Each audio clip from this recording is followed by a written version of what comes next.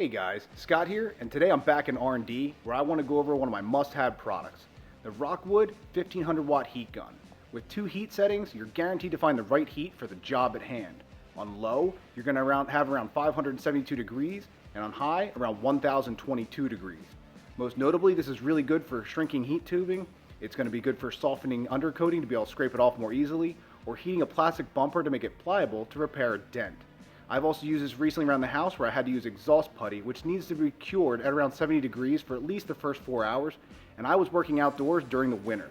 So I strapped this on and I let it gently heat the area for the first 4 hours so I knew that it was going to cure correctly.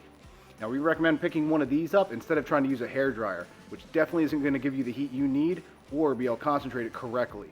For more information on this or be able to purchase, you can click or tap the button in the corner or follow the link that appears on screen.